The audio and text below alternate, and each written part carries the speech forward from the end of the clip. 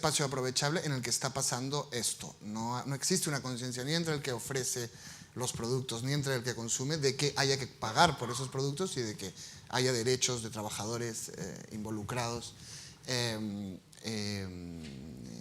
la transmisión de cultura, en la transmisión de información, en la transmisión de entretenimiento, en todo lo que nosotros hacemos. Ahora mismo tenemos mucha suerte de escribir en español porque es una lengua que nos pone en contacto con casi 500 millones de posibles lectores, la mayoría de los cuales están en un momento económico muy interesante. Solo los hispanos que viven en Estados Unidos, si fuesen un país, serían del G20. Los países hispanos en general y latinoamericanos tienen economías que crecen, lo cual no solamente significa que pueden comprar más libros, sino que más gente va al colegio y por lo tanto lee y por lo tanto tiene interés en la cultura, interés en la información, necesitan entretenimiento, canciones, novelas, información, periódicos, información de calidad. Yo veo, sin embargo, una gran inconsciencia en el medio, desde los distribuidores, incluso de los propios creadores, de que las mismas reglas que protegen nuestro trabajo en el mundo impreso deberían también protegerlas en este mundo de Internet, que puede ser que es para todos nosotros una gran oportunidad, un gran espacio donde crecer y donde llevar nuestro trabajo a los lectores, pero donde la conciencia de derechos de autor es muy similar a la del vendedor pirata del que yo hablé hace un momento. Este año hicimos una experiencia en Internet con mi editorial que además nos mostró otros problemas que tiene alguien cuando publica legal y formalmente en Internet. Y es que todo el sistema, y esto lo habrá sufrido también Lorenzo, todo el sistema está hecho pensando en una industria que se está transformando muy rápido y que se está transformando más allá de las fronteras nacionales por Internet. Entonces, nosotros con esta novela decidimos lanzarla antes en Internet que en papel, por entregas, y jugar con los lectores, jugar a que ellos vayan leyendo y pagando por lo que quisieran leer. Si seguían enganchados, seguían descargándose capítulos. Una de las cosas más extrañas que descubrimos es que no podíamos hacerlo en una página web. Lo normal sería tener una página web o una aplicación o algo que aparece en tu pantalla donde tú descargas los capítulos. Pero precisamente el sistema de derechos de autor tal y como está concebido es tan arcaico para Internet que los mexicanos tenían que acudir a una página web, los argentinos a otra, los españoles a otra, los chilenos a otra. Había el Google México y el iTunes Chile, y lo que podía haber sido una experiencia muy simple de ponlo aquí y descárgalo, era imposible. Cada país tenía una organización y había prácticamente que promulgar una nueva constitución para que todo sea simplemente descargue su libro de aquí, ¿no? Entonces, yo veo dos grandes retos para los creadores en Internet. Uno es la conciencia de los derechos de autor en todos los que están metidos y rodeando la cultura y la difusión de Internet. Y otro muy importante es que necesitamos un marco. Al hablar de Internet y al hablar de lengua castellana, estamos hablando necesariamente de fenómenos globales. Estamos hablando de cosas que deben tener un marco que todos compartamos en lengua española, y en vez de veintitantos marcos que son los que ahora mismo tenemos, ¿no? Esa unificación y esa conciencia son un reto para proteger nuestros derechos como autores, pero es que nuestros derechos como autores también son los derechos de los lectores, también son los derechos de estos consumidores, también son los derechos de la gente que necesita información, que necesita entretenimiento, que necesita cultura y que quiere acceder a un consumo cultural de calidad. Lo que ocurrió en Perú debido a que todo el mercado se lo llevaba la piratería, es que no había nadie dedicándose a escribir en Perú, todos vivíamos fuera, todos los que, o publicábamos por lo menos fuera durante muchos años, porque dentro de este pequeño mercado, que ya era pequeño, cuando un producto empezaba a venderse, entraban los piratas y se llevaban todo el negocio, con lo cual las editoriales tampoco tenían retorno para volver, para publicar a otros autores. Yo creo que estamos en un momento de creación, de imaginación, de concepción de nuevos modelos para tratar de entender y para tratar de organizar Internet y este nuevo espacio. Y bueno, espero que congresos como este sirvan precisamente para que no tengamos todos que huir del espacio hispano, como en algún momento los escritores, los creadores tuvieron que buscar los mercados fuera de su país, en el mío, ¿no? Muchas gracias. Gracias. Muchas gracias. Vamos a empezar con la primera mesa redonda de la mañana sobre pasado, presente y futuro de la propiedad intelectual.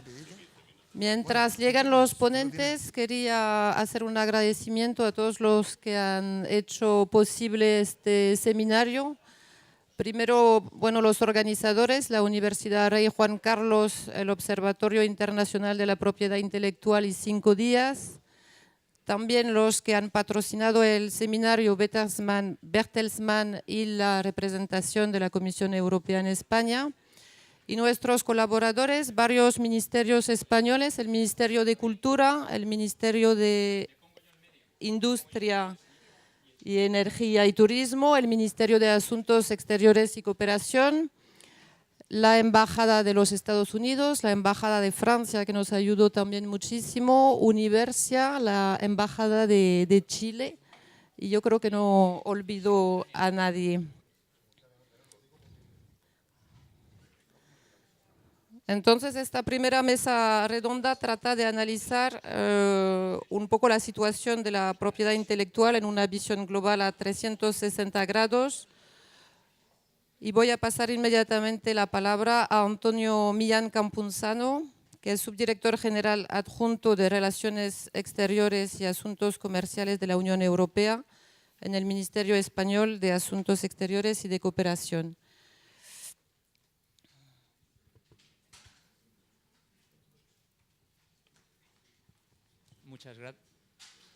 Muchas gracias, Brigitte. Buenos días a todos, señores y señoras.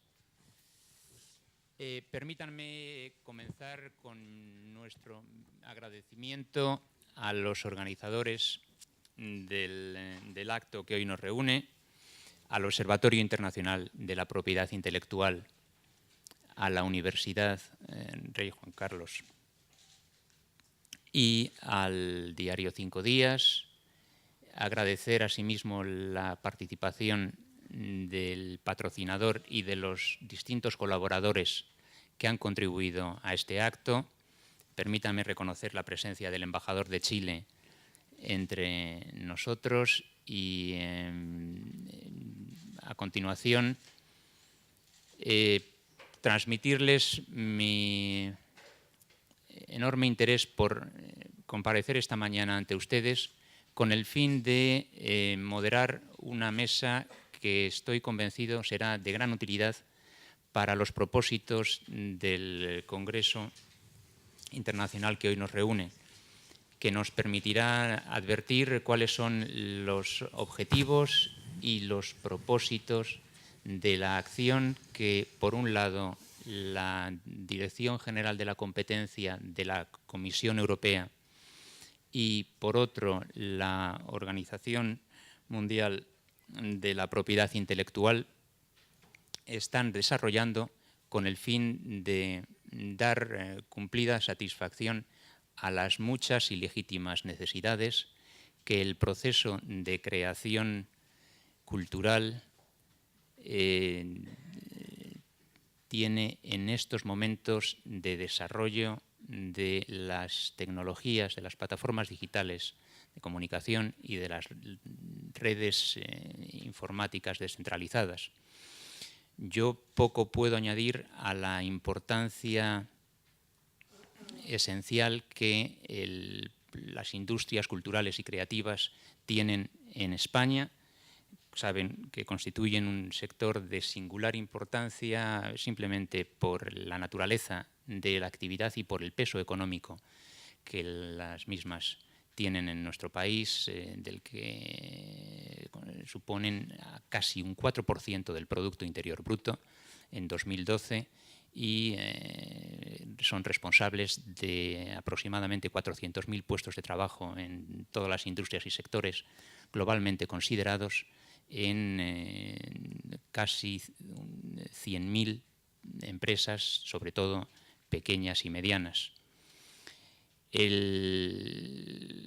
evidente que el desarrollo de las nuevas tecnologías, de las plataformas digitales y de las redes descentralizadas, redes informáticas descentralizadas, han tenido un impacto decisivo en el concepto y en la protección de los derechos de propiedad intelectual, y por eso es necesario al mismo tiempo desplegar un esfuerzo equivalente para alcanzar una protección adecuada de los legítimos derechos de propiedad intelectual de los creadores. Por ello, el Gobierno de España lleva acometiendo varios años determinadas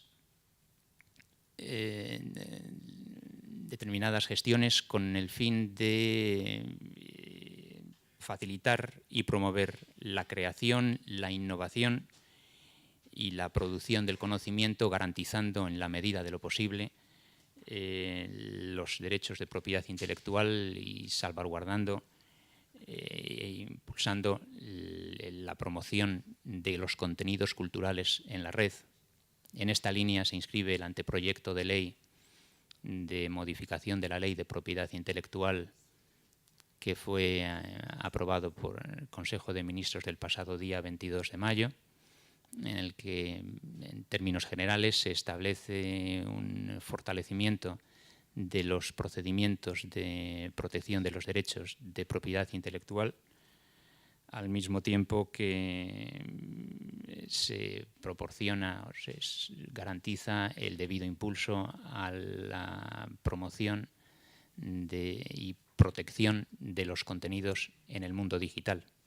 Y sin más preámbulo por mi parte, yo quisiera felicitarme de estar rodeado de dos personas ampliamente autorizadas para contribuir al debate que hoy nos reúne. El señor Sergio Balibrea y el señor Chris de Keyser, ambos nos proporcionarán los puntos de vista y las líneas de acción de tanto la Organización Mundial de la Propiedad Intelectual como de la Dirección General de Competencia de la Comisión Europea. Y comienzo dando la palabra al señor de Keyser, llegado desde Bruselas, director de la Unidad de Antitrust y Fusiones de la Dirección General de la Competencia de la Comisión Europea. Chris, welcome to Madrid. The floor is yours. Thank you very much. First of all, allow me to thank also the organizers for inviting me to this high-level conference with such a distinguished audience, and of course also in this quite sunny Madrid, which is for somebody coming from Brussels quite a change if you're used to the rainy weather in Brussels. Today we will discuss the opportunities and challenges of the content industry in the digital age. And in order to show the importance of the debate, let me quickly give some facts and figures.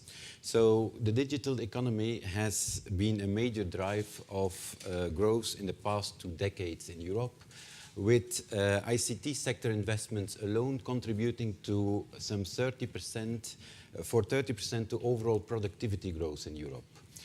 And the digital economy as a whole is expected to grow 7 times faster than overall GDP in the coming years.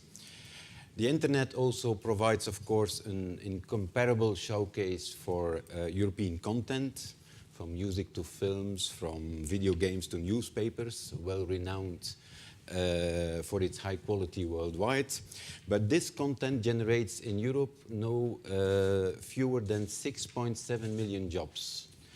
And the social impact of all these developments, ICT, web, has been enormous. So if you think that these days there are more than 250 million daily internet users in Europe, virtually everybody has a mobile phone. So this has changed lifestyle dramatically.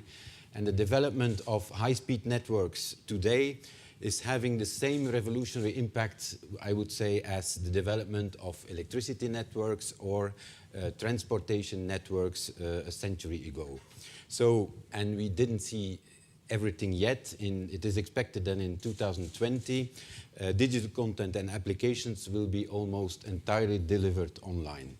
So exploiting the full potential of the digital economy is vital for Europe, not only to delivering growth, but also for promoting the cultural wealth of and diversity of our continent.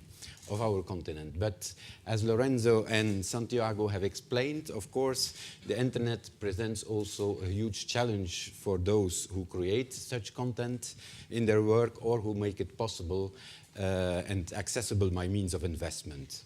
The technological process has changed the way in we do business, disseminate, receive, consume products and services. So duplication of music or audiovisual work has become almost instant, infinite, and borderless. And the digitization makes it possible to reproduce and transmit many types of creative content at almost zero cost.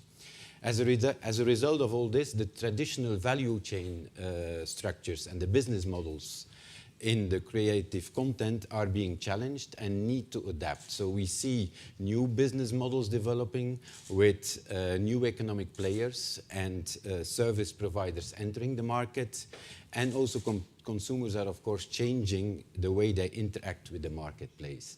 And the challenge for us is now to establish new models of use and distribution, which are a win-win for all stakeholders, because they should result, first of all, in adequate rewards for inventions, creativity, and risks taken.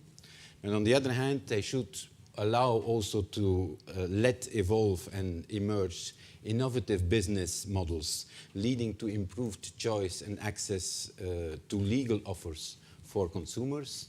And in the end, they should also, of course, promote cultural diversity and the broadest dissemination of works for the benefit of the society as a whole. And of course, IP rights and copyright in particular are at the heart of these opportunities and challenges, because indeed the copyright is the engine behind the diversity, the creativity, and the innovation which can be delivered to all of us through the internet. And therefore, capitalizing on IPR portfolios is essential for European creators and businesses in order to generate revenue and further then develop market opportunities. Because we are convinced indeed that there is a virtuous circle relying on IPRs to incentivize innovation, which can be summed up almost as follows. So IPR rewards the creation by granting to inventors the exclusive right to benefit for their creative efforts, which then attracts investments again, in turn results in new products and services for new consumer demand. And the wish to preserve this virtuous circle is exactly the reason why countries like, for instance, France and Germany have taken a firm stance towards illegal downloads and introduced a variety of measures to prosecute piracy. In the field of IP law, the European Commission is working on a double track. First, we do policy making regarding rights licensing by proposing and adapting initiatives that will ensure that IPRs in this new world are managed in the most efficient way. And on the other hand, we also work on enforcement, so to pursue the fight against piracy and to ensure that creators are adequately remunerated. Having said this, we are convinced that IP law is not the only answer to the digital challenge we face. In the eyes of the Commission, intellectual property, but also competition law, complement each other to achieve the common objective to set the right incentives for creation and investment. So from the competition perspective, the Commission intends to make it clear that the principles of antitrust enforcement, which were alluded to earlier, do not change just because we leave the realms of brick and mortar, and any anti-competitive arrangements, be it illegal agreements or abuse of dominance, which could put in or jeopardize the creation of the internal digital market, are really scrutinized very carefully, and if need be, we intervene. So we believe at the Commission that only a combination of the tools I just mentioned, so on the one hand, IP law, but also competition law, on the one hand, policy making, but also enforcement, that this combination can strike the right balance in molding then the relationship between creators, service and content providers, and consumers. Let me try to illustrate this with a couple of examples. First example, why is it that the single market has not yet unlocked the potential of the digital economy with regard to online music? The Commission has addressed this problem for the first time a couple of years ago under the competition rules in a decision, the so-called CISAC decision, which tackled the business model which was traditionally adapted by collecting societies. So the entities that manage the copyright of authors in the member states. As a matter of fact, collecting societies used to be monopolies in their own territories. So as the authors were forced by virtue of their membership clauses to go to the society of their own state, and the collecting society could not provide services outside their own allocated territory. This raised complaints under the competition rules. We looked into the matter and took a decision which has in fact started to change the business practices in that sector. And the General Court in Luxembourg has confirmed our approach there and also has upheld the principle that collecting societies must be able to provide services outside their territory. Meanwhile, the business models have changed, are starting to change, and we see that it becomes easier to obtain, for instance, a license for the provision of music services online across several member states. This competition enforcement action has then been complemented on the policy side by a draft directive which was adopted last year by the European Commission, the draft directive on collective right management, which aims to further enhance the grant by collecting societies of multi-territorial licenses for online use of musical works, but which also introduced some mechanisms to ensure a better governance of and a greater transparency in the rights of authors and the management of the right of authors in order to improve the standard of the service which is provided by the collecting society. For instance, a right holder must be permitted under the draft directive to authorize a collecting society of its choice, irrespective of the domicile of the collecting society or the author. So you see that we have taken a first step now as Commission. The ball is now in the camp of the co-legislators, the European Parliament and the Council, to take the next steps. Let me turn quickly to another example. Why is it that citizens cannot watch their home news or their favorite TV programs from the moment they step outside their territory? Why is it that these citizens are unable to access online the diversity of content offered in other member states, even though they are willing to pay for it? Why is it that very often citizens are refused access to certain sites or redirected to their national sites when these sites exist? There are certainly various reasons behind the lack of cross-border access, and they do not necessarily involve copyright, but rather the commercial strategies of the operators. And here, some of these strategies may be perfectly legitimate, but others really can and this was underlined, for instance, by the European Court of Justice in a case which is called the Premier League case for the transmission of football matches by satellite. So where the court said they are not legitimate because they would enable each broadcaster to be granted absolute territorial exclusivity, which then eliminates all competition between broadcasters in the field of these services and really leads to partitioning of the internal market. And this competition principle is then again being complemented on the policy side by an initiative from DG Markt, which is called Licenses for Europe. And with this initiative, we have established a day-to-day structured dialogue between those concerned with producing, distributing, and using copyright-protected content, and in order there to deliver quick progress in buying content online, we have asked all the actors to come up with specific short-term and practical industry-led solutions on a series of issues such as cross-border access and portability of online services, but also how to deal, for instance, with so-called user-generated content, which is content which reuses other online content. At the same time, we are also making an in-depth assessment of the legislative framework, the EU copyright framework, and we will take a decision whether this requires revision next year in 2014. In this context, we are also looking into the issue of enforcement, because indeed, a copyright framework that provides the right incentives for those that create and invent in content must include meaningful enforcement, as it was also mentioned earlier. And with the crisis, it is more than ever important to eliminate these illegal business models that are based on IP infringing activity free of costs. Before concluding, let me recall again something which was also mentioned, that also on the competition side, we are very careful to scrutinize behavior of companies in order to make sure that the internal market can be realized. Just to give a couple of examples, it is well known that the Commission is looking into the conduct of Google, for instance, these days. And one of the concerns we have is that Google uses on its own specialized search services original material taken from the website of its competitors, such as, for instance, user reviews. Google would thereby benefit from the investments of competitors, sometimes even against their explicit will. So Google, we made our concerns known to Google. They offered commitments, and as you know, we are in the process now of testing with the market whether these commitments are sufficient.